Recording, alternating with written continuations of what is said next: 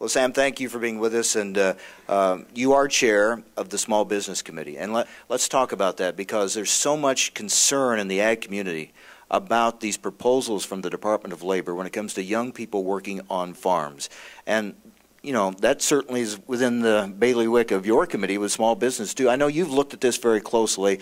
What's your reaction to what the Department of Labor is proposing? Well, it's very frustrating. We actually had a hearing on it in the Small Business Committee. In fact, we've had a lot of hearings dealing with agriculture in the Small Business Committee simply because the majority of agriculture, the majority of our farms and ranches are small businesses. So we wanted to be able to highlight that and bring some attention to some of these regulations, and the changes to the child labor law are just one of those.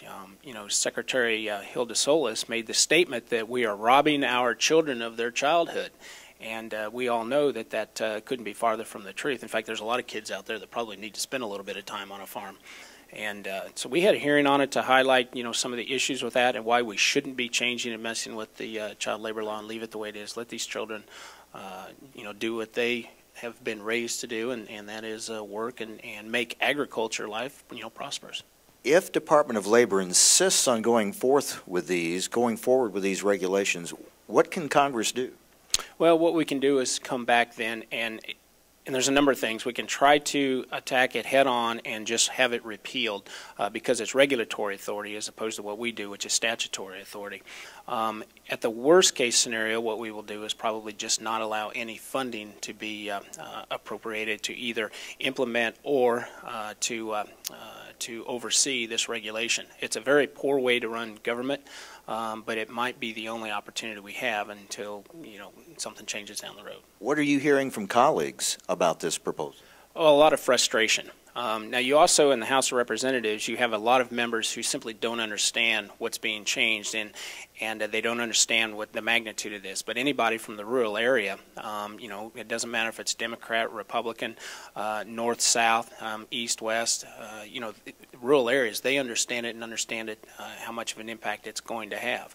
So we spend a lot of our time educating those members, for instance, from the inner city that simply don't understand and explain to them why this is a very bad idea. Because a headline might make it look like, hey, this is good to protect kids, and they would be for that. They need to know the details behind it. That's it, and the devil's always in the details, obviously, and we will be explaining that and are explaining that to a lot of these members. But you're right. You can make this look like something that possibly needs to be looked into, when the truth of the matter is, it simply isn't. Missouri Congressman Sam Graves. We need to take a break. When we come back, I want to get his thoughts on House Budget Chair Paul Ryan's proposal for $33 billion in ag cuts and what he thinks of that and where he thinks those cuts may come from. And we'll get his thoughts on something very important to folks in this room in Iowa and Missouri, and of course a lot of other states, river issues, which were so much in the news last year, people still feeling the impact of them this year, wondering about what will the policies be going forward. We'll talk about all that next. Stay with us as we broadcast from Washington, D.C. This is AgriTalk. Welcome back to AgriTalk in Washington, D.C. With members of the Iowa and Missouri Farm Bureaus. Secretary of Agriculture Tom Vilsack will join us in just a few moments. He is in the room. We appreciate his time very much. He's going to spend the second half of the program with us today. Also, just a programming reminder, tomorrow we'll broadcast from the office of the U.S. Trade Representative. Ambassador Kirk will be with us tomorrow. We're going to talk a lot of trade issues on tomorrow's program. Right now we continue with Missouri Congressman Sam Graves. All right, Congressman, we heard earlier that House Budget Chair Paul Ryan is proposing $33 billion in ag cuts. What's your reaction to that? Well, it just came out literally 25 minutes ago, and I'm going to have to take a real close look at it. But, you know, it goes back to what, you know, those of us who represent rural areas and farm states are going to have to do, and that is educate those members that don't understand that this is really about food policy. And we have the safest, most abundant, most affordable food in the world. And we have to make sure that we protect that. And when you're talking about a budget, you know, an ag budget that the majority of is programs like, school lunches or food stamps or WIC or whatever the case may be. That's the vast majority of what the Farm Bill is. The smallest percentage are things like, traditional farm programs that we're talking about that keep that safe, affordable, and abundant food supply. And we have to be careful we don't stifle that, and we don't cripple that. We want to make sure we maintain that supply. So $33 billion, as we talked about with Mary Kay, the key is where that $33 billion comes from. What about the number itself? Does that total, that number jump out at you as one way or the other? It doesn't, and we've still got a lot of negotiation, obviously, to take place, and the Ag Committee is going to take a very close look at, where that comes from, and it may come out of conservation, it may come out of those farm programs, it may come out of nutrition, it may come out of a little bit of all of them. There will be a movement, though, and there always is, in the Ag Committee to completely eliminate the farm program dollars and just move them all over to nutrition programs. So that's a risk we run also. All right, so we'll be watching that closely. Let's talk about river issues. Very much impacts your state of Missouri, impacts a state like Iowa and a lot of other states. We saw so much flooding last year, a lot of concern about the plan used by the Army Corps of Engineers, and a lot of discussion about will that plan be different moving forward. How have you looked at that issue, and what have you heard from folks back home? Well, folks are frustrated, and Iowa, the west side of Iowa and the west side of Missouri got hit harder than anywhere else when it came to the Missouri River this year. Just devastating what it did to land, to homes, to farms, to communities.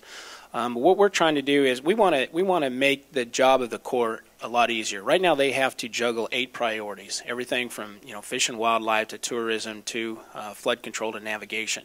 And we've got a bill in right now to just say that flood control is the #1 priority, and anything after that, if flooding isn't an issue, then they can look at those other priorities up front. So we're going to make it very easy for them and very simple. Flood control is the #1 priority in protecting people and behind those levees, and hopefully that'll solve the problem.